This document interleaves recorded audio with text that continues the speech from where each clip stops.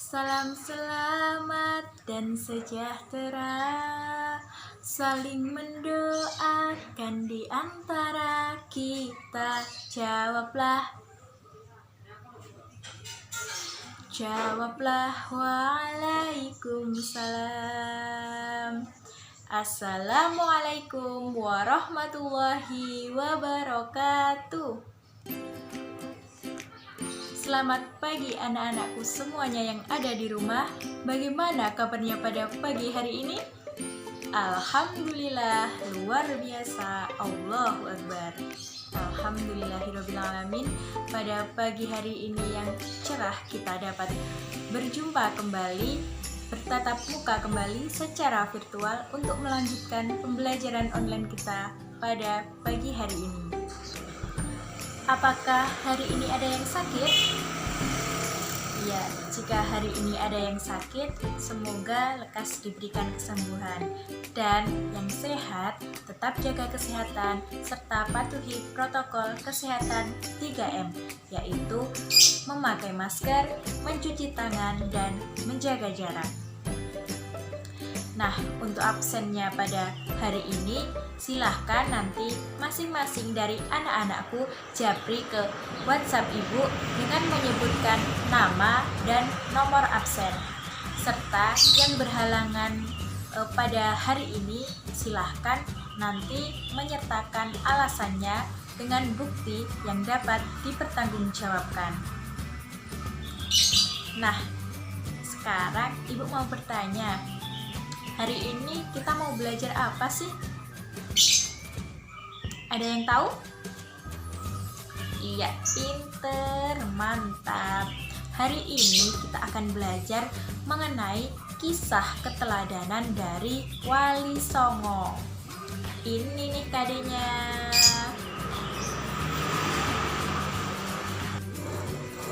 Gimana? Anak-anakku semuanya yang ada di rumah sudah siap belajar pada pagi hari ini? Mantap. Nah, sekarang mari kita berdoa bersama-sama, yaitu doa akan belajar. Wahid, Isnain, Salasah. Bismillahirrahmanirrahim. Raditu billahi robba wa bil islami dina wa bi muhammadin nabiyya wa rasula. Rabbi zidni ilma warzuqni fahma. Amin ya rabbal alamin. Nah, semoga dengan kita membaca doa tadi, pembelajaran online kita pada hari ini dapat berjalan dengan lancar, dan ilmu yang kita dapatkan nanti semoga bermanfaat. Amin, amin, Allahumma amin. Kemudian sekarang Ibu mau menayangkan sebuah gambar. Nanti anak-anak di rumah perhatikan ya. Ini dia gambarnya. Hayo, siapa yang tahu? Ini gambar apa? Pinter, ini adalah gambar ilustrasi dari Wali Allah. Siapa sih Wali Allah itu? Iya, pinter sekali anak-anakku, mantap. Wali Allah itu adalah orang-orang yang senantiasa bertakwa dan beriman kepada Allah Subhanahu wa Ta'ala. Di samping melakukan hal-hal yang wajib, wali Allah itu juga senang melakukan hal-hal yang sunnah. Dan wali Allah itu juga dianugerahi ilmu yang tinggi untuk melanjutkan misi dari Nabi Muhammad SAW. Apa sih misi Nabi itu? Iya, misi Nabi itu adalah menyebarkan ajaran Islam.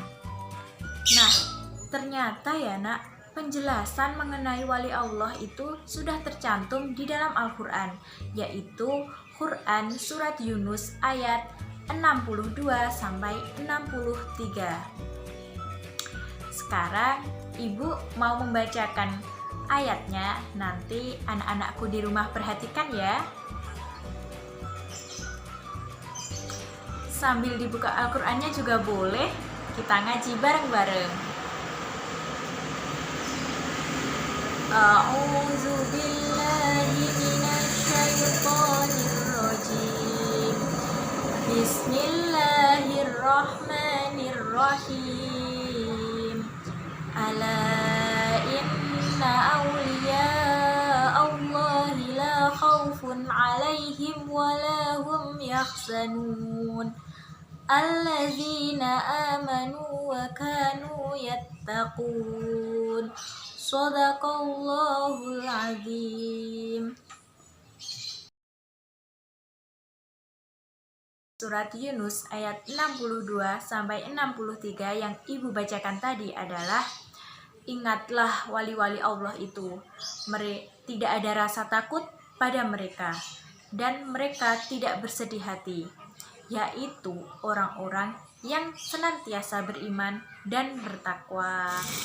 Maksudnya adalah keimanan dari wali-wali Allah itu tidak dicampuri oleh kesyirikan.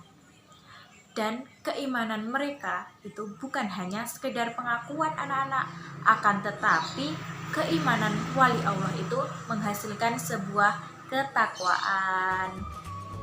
Nah, sekarang mari kita lanjut ke materi kita, yaitu tentang Wali Songo. Nah, sekarang Ibu memiliki sebuah gambar lagi. Nanti anak-anakku di rumah perhatikan ya, dicermati gambarnya. Ini dia.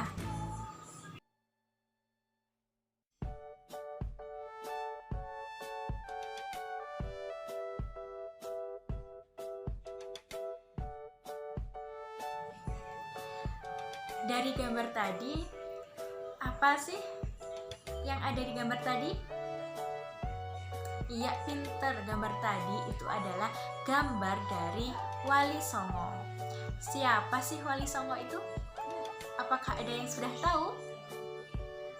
Iya, Wali Songo itu berasal dari bahasa Arab, yaitu wali atau walia yang artinya dekat, dan songo yaitu berasal dari bahasa Jawa yang artinya 9.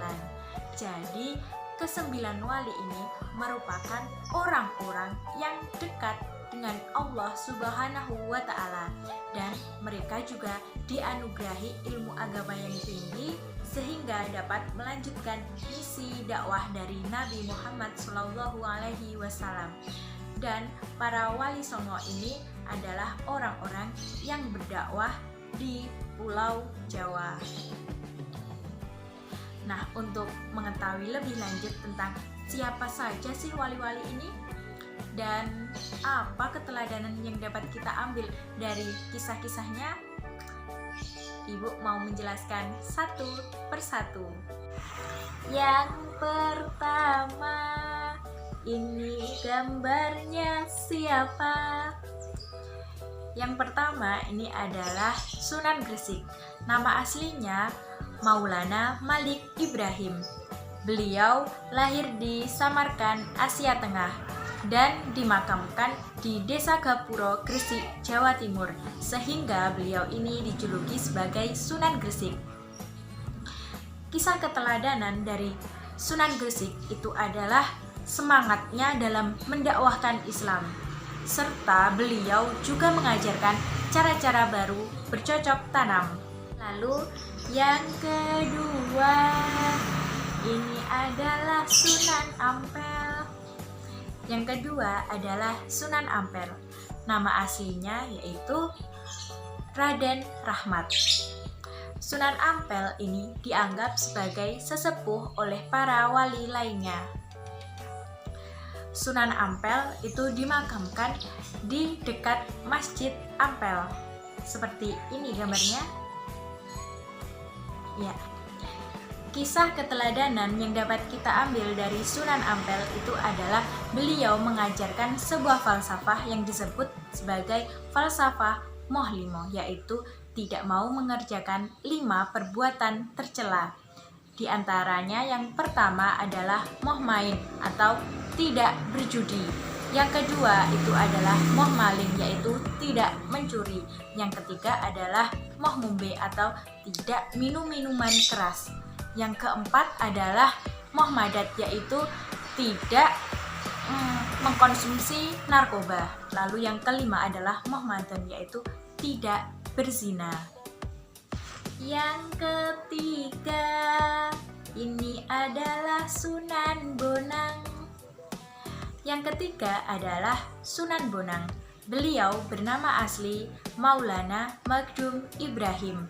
Sunan Bonang merupakan putra dari Sunan Ampel. Dan keteladanan yang dapat kita ambil dari Sunan Bonang itu adalah cara berdakwahnya yang bijak. Pada masa dulu beliau berdakwah itu menggunakan alat musik untuk menarik simpati dari masyarakat, yaitu beliau memasukkan alat musik bonang seperti ini gambarnya itu ke dalam serangkaian alat musik gamelan. Oleh karena itu beliau dijuluki sebagai Sunan Bonang. Yang keempat ini adalah Sunan Derajat. Yang keempat ini adalah Sunan Derajat. Nama aslinya adalah Raden Kosim. Sunan Derajat merupakan putra dari Sunan Ampel, dan Sunan Derajat ini merupakan saudara dari Sunan Bonang.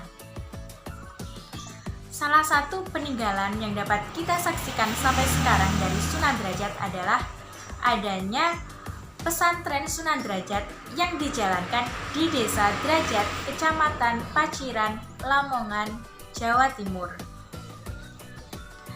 Kisah keteladanan dari Sunan Derajat adalah dakwahnya yang menekankan kepada sikap atau perilaku terpuji serta kedermawanan dan kemakmuran sebagai pengamalan ajaran Islam. Sunan Derajat juga berdakwah dengan kesenian. Salah satu tembang yang dianggap sebagai ciptaannya adalah tembang Macapat Pangkur. Yang kelima ini adalah Sunan Kudus. Yang kelima ini adalah Sunan Kudus. Nama aslinya adalah Ja'far Shodiq. Sunan Kudus memiliki peran yang sangat besar dalam pemerintahan Kesultanan Demak. Beliau juga menduduki posisi yang sangat penting, yaitu sebagai Panglima Perang, Penasihat Sultan, dan Hakim Peradilan Negara. Oleh karena itu, Sunan Kudus banyak berdakwah di kalangan kaum penguasa Jawa dan priai di Jawa. Salah satu peninggalan yang terkenal dan dapat kita saksikan sampai sekarang adalah adanya Masjid Menara Kudus. Seperti yang ada di belakang ibu ini gambarnya. Nah, ini merupakan gambar dari Masjid Menara Kudus yang dibangun pada masa Sunan Kudus. Yang keenam, ini adalah Sunan Giri. Yang keenam, ini adalah Sunan Giri. Sunan Giri bernama asli Raden Paku. Sunan Giri adalah murid dari Sunan Ampel dan seperguruan dengan Sunan Bonang. Sunan Giri ini mempunyai peran yang sangat berjasa dalam mendakwahkan Islam di Jawa, bahkan sampai ke wilayah timur Indonesia. Beliau berdakwah dengan menggunakan kesenian. Beliau ini juga menciptakan tembang dolanan Islami untuk anak-anak, yaitu seperti jamuran, delian, dan jitungan. Yang ketujuh, ini adalah Sunan Kalijaga. Yang ketujuh adalah Sunan Kalijaga. Beliau bernama asli Raden Said. Sunan Kalijaga merupakan putra dari Sunan Bonang. Sunan Kalijaga berdakwah dengan menggunakan kesenian dan kebudayaan masyarakat, yaitu wayang kulit, Dan beliau juga berdakwah menggunakan tembang suluk, yaitu suluk lir-ilir, gundul-gundul pacul yang dianggap sebagai ciptaannya. Untuk mengetahui kisah dari Sunan Kalijaga, Ibu memiliki video singkat. Anak-anak saksikan ya. Ini dia videonya. Silahkan menonton. Dari hasil studi pustaka, ditemukan pada sekitar tahun 1450 Masehi, Adipati Tuban Temenggung Wilatikta dianugerahi seorang putra yang kemudian diberi nama Raden Sahid. Sejak kecil, Raden Sahid telah dididik mengenai agama Islam oleh gurunya di Kadipaten Tuban. Raden Sahid ketika masa muda adalah anak yang sangat nakal, suka berjudi, minum minuman keras, dan mencuri. Karena rasa malu dengan sikap Raden Sahid, orang tuanya pun sampai tega mengusirnya dari kerajaan. Namun, dengan diusirnya Raden Sahid dari kerajaan, membuat Raden Sahid semakin nakal dengan menjadi perampok yang membuat kerusuhan di hutan Jatisari. Dengan kenakalan yang tidak wajar, Raden Sahid dikenal dengan sebutan Lokajaya. Namun, atas dakwah Sunan Bonang yang saat dirampok mampu menunjukkan kesaktian dengan mengubah buah aren menjadi emas, Raden Sahid pun bertaubat dan menjadi muridnya. Sebagaimana Sunan Bonang yang dididik dari keluarga Bupati Tuban, Raden Sahid pun mempelajari kesenian dan budaya Jawa dari Sunan Bonang. Kemudian Raden Sahid mengawali dakwah di desa Kalijaga yang berada di Kabupaten Cirebon untuk mengislamkan penduduk Indramayu dan Pemanukan. Raden Sahid tinggal selama beberapa tahun di desa Kalijaga dengan mula-mula menyamar sebagai pembersih masjid Sang Cipta Rasa. Setelah lama berdakwah, Raden Sahid kemudian melakukan laku ruhani dengan melakukan uzlah atau menyendiri di Pulau Upih. Setelah melakukan uzlah selama 3 bulan 10 hari, laku ruhani Raden Sahid diterima Allah, yang kemudian ia diangkat menjadi wali dengan gelar Sunan Kalijaga. Seperti wali-wali yang lain dalam berdakwah, Sunan Kalijaga sering mengenalkan Islam kepada penduduk melalui pertunjukan wayang. Selama menjadi dalang, Sunan Kalijaga berkeliling dari wilayah Pajajaran hingga wilayah Majapahit. Masyarakat yang ingin nanggap wayang, bayarannya tidak berupa uang, melainkan dengan membaca 2 kalimat syahadat, sehingga dengan cara itu Islam berkembang cepat. Tidak hanya sekedar mendalang, Sunan Kalijaga juga memunculkan tokoh-tokoh kuno seperti Punokawan dan lain-lain. Sunan Kalijaga juga memodifikasi alur cerita dan mereformasi bentuk wayang. Perangkat gamelan sebagai pengiringnya, tebang-tebang dan suluknya sampai menjadi seperti sekarang yang kita ketahui. Tidak ada satupun catatan dari naskah-naskah historiografi yang menetapkan kapan Sunan Kalijaga wafat, kecuali bahwa wali termasyhur ini wafat dan dikebumikan di Kadilangu, Kabupaten Demak.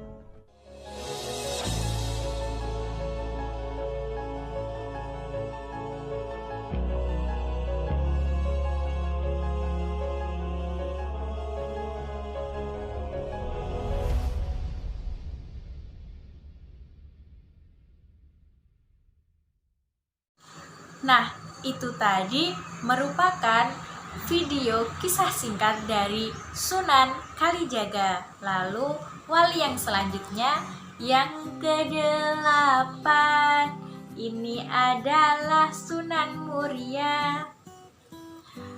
Sunan Muria bernama asli Raden Umar Said.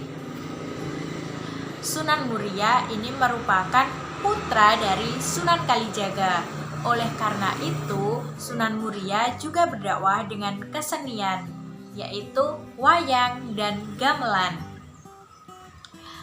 Makam Sunan Muria itu terletak di Gunung Muria, seperti yang ada di belakang ibu ini, yang letaknya di sebelah utara kota Kudus, Jawa Tengah. Lalu yang terakhir, yang ke-9, ini adalah Sunan Gunung Jati. Yang ke-9 adalah Sunan Gunung Jati. Nama aslinya Syarif Hidayatullah. Sunan Gunung Jati berjasa dalam mengembangkan kota Cirebon sebagai pusat dakwahnya dan pemerintahannya yang kemudian menjadi Kesultanan Cirebon. Sunan Gunung Jati ini memberikan keteladanan yang baik dalam bekerja, serta beliau juga gemar bermusyawarah. Salah satu peninggalan yang dapat kita saksikan sampai sekarang itu adalah pada saat masa Sunan Gunung Jati, beliau membangun masjid yang dinamakan Masjid Agung Sang Cipta Rasa. Kayak yang di belakang ibu ini gambarnya. Nah, ini merupakan gambar dari Masjid Agung Sang Cipta Rasa. Nah, anak-anakku, itu tadi adalah penjelasan mengenai ke-9 Wali Songo.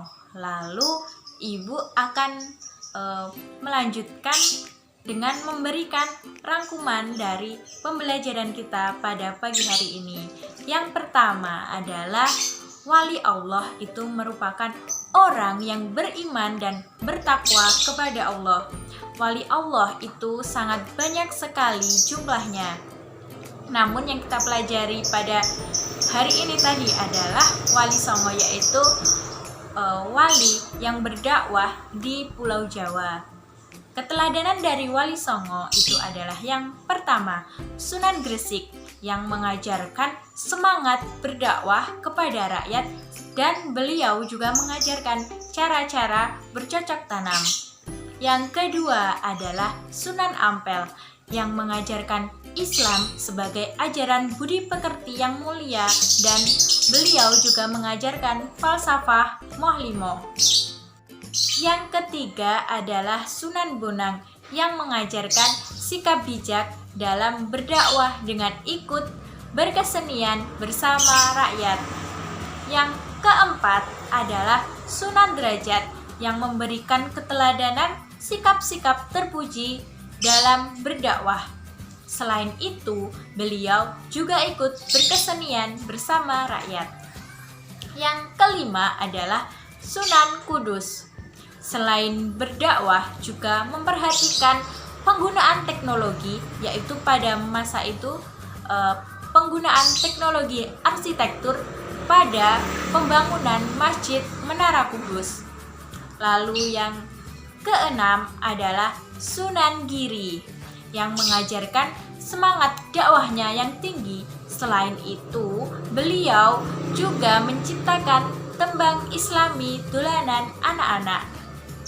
Lalu yang ketujuh itu adalah Sunan Kalijaga yang berdakwah dengan menggunakan kesenian dan kebudayaan masyarakat, yaitu beliau berdakwah menggunakan wayang kulit dan gamelan, serta beliau juga menciptakan beberapa suluk, diantaranya suluk lir-ilir dan gundul-gundul pacul. Lalu yang ke-8 itu adalah Sunan Muria yang menggunakan kesenian gamelan dan wayang sebagai sarana dakwah. Lalu yang terakhir atau yang ke-9 itu adalah Sunan Gunung Jati yang memberikan keteladanan dalam bekerja, dan Sunan Gunung Jati juga memberikan cara yang baik dalam bermusyawarah. Baiklah anak-anakku, untuk memudahkan kita dalam menghafal nama-nama dari ke-9 Wali Songo, ibu memiliki sebuah lagu.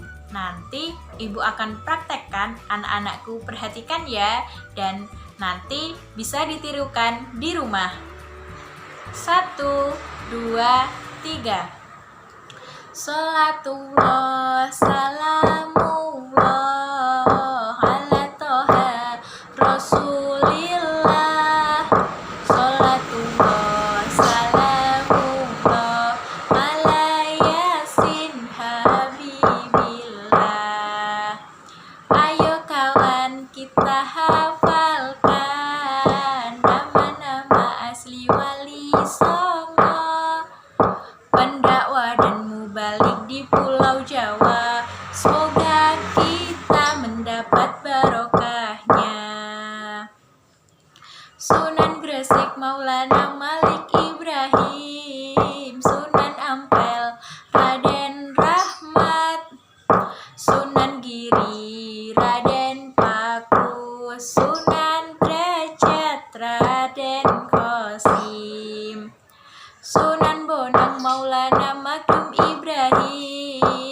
Sunan Kudus Ja'far Shadiq, Sunan Kalijaga Raden Said, Sunan Muria Raden Umar Said, Sunan Gunung Jati Syarif Hidayatullah, satu-satunya dakwah di Jawa Barat.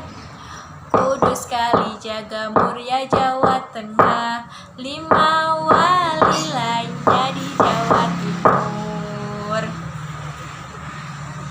Nah, gimana anak-anakku? Mudah bukan? Nanti jangan lupa dipraktekkan di rumah ya. Nah, agar kita lebih mudah dalam menghafalkan nama-nama Wali Songo dengan bernyanyi. Nah, sudah cukup ya pembelajaran kita pada pagi hari ini. Jangan lupa nanti tugasnya dikerjakan. Tugasnya apa? Ya, Ibu Guru kasih tahu. Tugasnya adalah silakan anak-anakku membuat video kalian bernyanyi, yaitu bernyanyi tentang nama-nama Wali Songo seperti yang Ibu praktekkan tadi. Dan jangan lupa LKS-nya halaman 111 juga dikerjakan.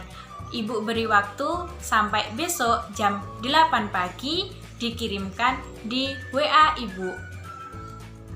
Gimana anak-anakku, sudah paham semuanya? Alhamdulillah, mantap kalau sudah paham. Apakah ada pertanyaan? Iya, jika ada pertanyaan silahkan nanti dicantumkan di kolom komentar video ini, atau bisa juga japri ke WA Ibu, atau bisa juga bertanya di WhatsApp group.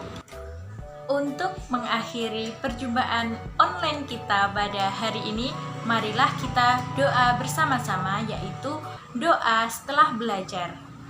Bismillahirrahmanirrahim. Allahumma arinal haqqo haqqo warzuqna ittiba'ah wa arinal batila batila warzuqna ijtinabah.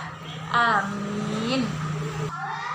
Semoga ilmu yang kita dapatkan pada hari ini dapat bermanfaat.